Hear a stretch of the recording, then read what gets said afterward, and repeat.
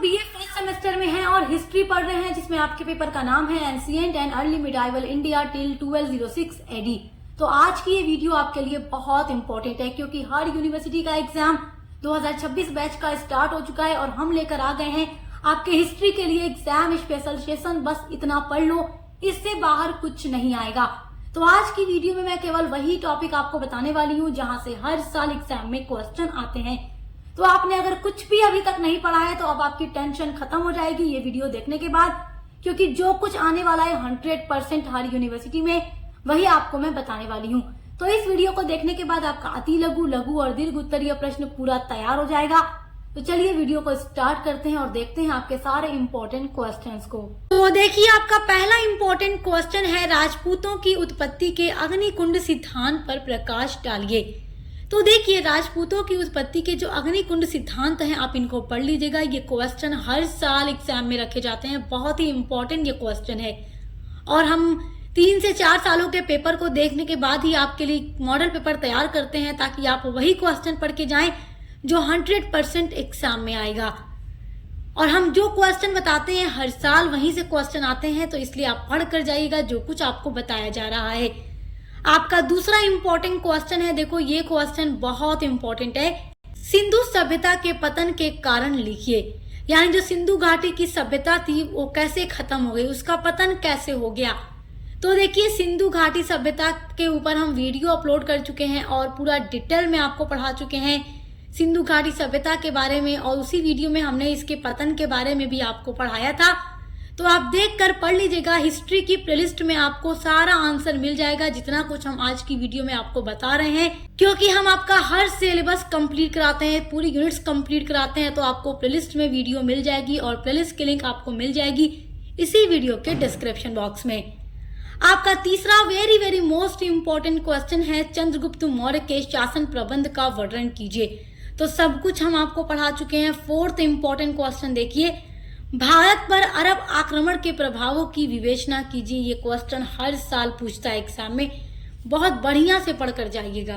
पांचवा important question है, 16 महाजनपदों से आप क्या समझते हैं, और 16 महाजनपद कौन कौन से थे, उनकी राजधानी क्या थी, उनके क्या नाम है, हम आपको पढ़ा चुके हैं। प्लेलिस्ट में आपको वीडियो मिल जाएगी।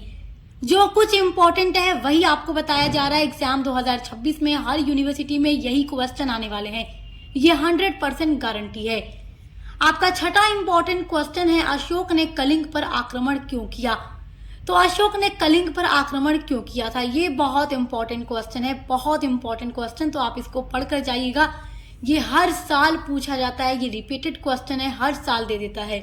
देखो, जो बीए का एग्जाम होता है ना, उसमें अगर आप पिछले 3-4 सालों के पेपर को देखकर तैयारी करें ना, वो तैयारी बहुत अच्छी होती है। तो हम 3-4 सालों के पेपर को देखने के बाद ही जो बार बार रिपीट हुआ रहता है, जो इम्पोर्टेंट होता है, उसी टॉपिक से क्वेश्चन उठाते हैं या फिर वही क्वेश्चन आपको बताते हैं। और 95% क्वेश्चन हर साल वही आते हैं। जो भी बच्चे पढ़कर जाते हैं वो यही कहते हैं कि आपने मैम जो कुछ बताया वही हमारे एग्जाम में आया था। तो इसलिए आप लोग भी पढ़कर जाइए, आपको सब कुछ सक्सेस मास्टर पॉइंट प्रोवाइड करा रहा है, आपके एग्जाम में आपके साथ जुड़ा है, आपकी पूरी क्लासेस प्रोवाइड करा रहा है। तो जब आपको सब कुछ बिल्कुल फ्री ऑफ कॉस्ट मिल रहा है तो अच्छे से पढ़ाई कीजिए, अच्छे से तैयारी कीजिए, ताकि अपने जीवन में आप लोग सफल हो सकें। आपका देखिए 7वां इम्पोर्टेंट क्वेश्चन है, पुष्यमित्र शुंग के जीवन और उसके कार्यों का मूल्यांकन कीजिए। तो पुष्यमित्र शुंग का जीवन और उनके कार्यों को आप पढ़ लीजिएगा, ये क्वेश्चन इम्पोर्टेंट है। 8वां क्वेश्चन वेरी इम्पोर्टेंट है, टॉप लेवल का क्वेश्चन है, तुर्कों से राजपूतों के पराजय के पीछे क्या कारण थे। तो ये बड़ा इंपॉर्टेंट क्वेश्चन है। उसके बाद देखिए 9वां इम्पोर्टेंट क्वेश्चन आपका है, मुहम्मद गौरी के आक्रमण के कारणों, स्वरूपों और परिणामों या प्रभावों की विवेचना कीजिए। तो मुहम्मद गौरी ने भारत पर आक्रमण क्यों किया, क्या कारण थे, क्या स्वरूप थे, क्या परिणाम निकले या क्या प्रभाव था। परिणाम या प्रभाव बात एक ही हो सकती है। तो ये क्वेश्चन बहुत इंपॉर्टेंट है, लॉन्ग में पूछता है, तो आप इसको पढ़कर ही जाइए। आपका 10वां वेरी इंपॉर्टेंट क्वेश्चन है, हर्षवर्धन की प्रारंभिक समस्याओं का संक्षेप में वर्णन कीजिए। तो हर्षवर्धन के बारे में भी हम आपको पढ़ा चुके हैं, इनकी जो प्रारंभिक समस्याएं थी उनके बारे में भी हम पढ़ा चुके हैं आपको पूरा नोट्स के साथ। तो आप देख कर तैयार कर लीजिएगा। आपका 11वां इम्पोर्टेंट क्वेश्चन है, राजपूत कौन थे। राजपूतों की उत्पत्ति संबंधी विभिन्न मतों का वर्णन कीजिए।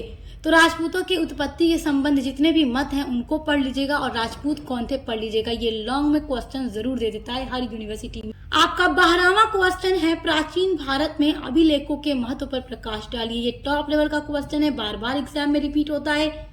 13वां क्वेश्चन है मोहनजोदड़ो नगर पर टिप्पणी लिखिए।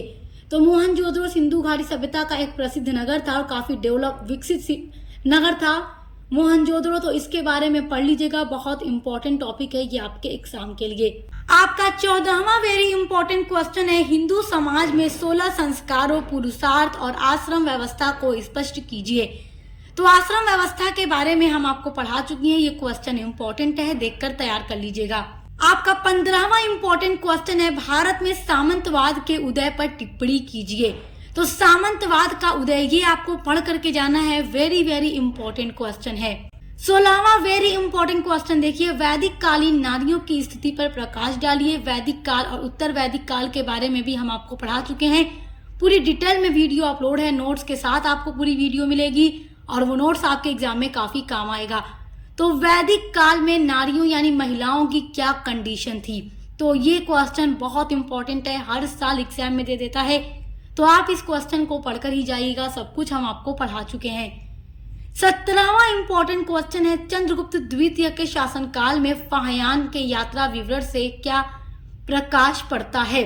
तो देखो चंद्रगुप्त द्वितीय के शासनकाल में जो फाहयान भारत आया था, चीनी यात्री था, ये भारत के बारे में अध्ययन करने आया था। तो ये 17 क्वेश्चन अगर आप लोग पढ़ लेते हैं तो आपका section number A, B and C यानी कि अति लघु, लघु और दीर्घ उत्तरीय प्रश्न तीनों तैयार हो जाएगा।